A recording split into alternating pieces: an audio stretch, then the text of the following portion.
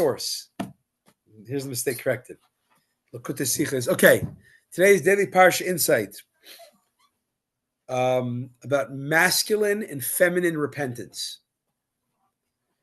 So we talked today about the sin offering. It had to come from a female goat or sheep.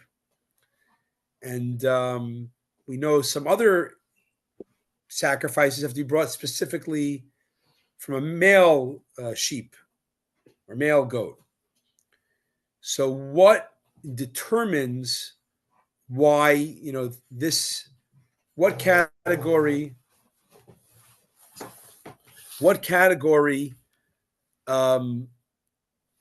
warrants a female sacrifice, sheep, and which one warrants a male sheep? So we said, at least part of the answer is, if it's an unintentional sin, female animal is brought as an offering. For certain intentional sins, I think, was that what we just did, the last thing we did? The Asham? No. Certain intentional sins, those you have to bring a male sheep. So to understand this, the Rebbe unpacks this like this. Why do we bring sin offerings?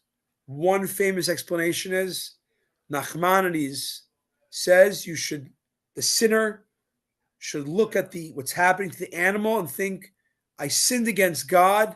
Theoretically, that should happen to me. And that brings the person, jolts them to teshuvah. Mm-hmm. The other explanation is that the animal personifies the human being's animal instincts, the animal soul of the human, which led you to do the misdeed.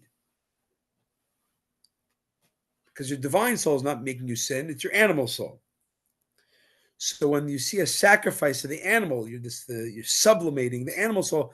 It's like you're sacrificing, you're like, neutralizing your animal soul a little bit, and then you can allow the divine soul to reconnect to God.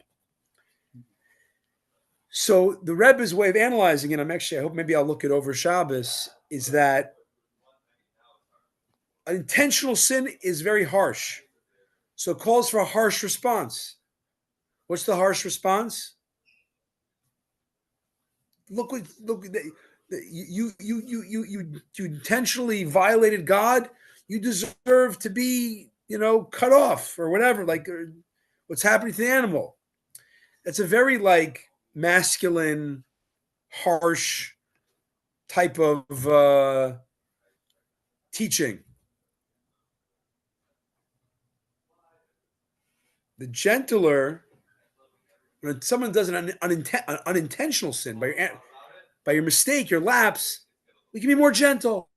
Just realize your animal soul messed up.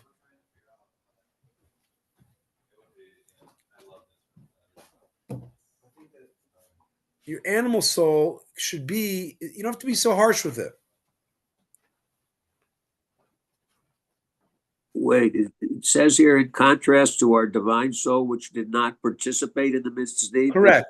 The divine soul is in control. So the divine it lost control. The animal soul hijacked.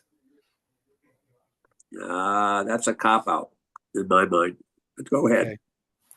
Anyways, this, as we said earlier, I'd say a lot of people's sins today are much more unintentional, which is why the teshuvah that's called for today is going to be more of the feminine type, of more of realizing the animal soul,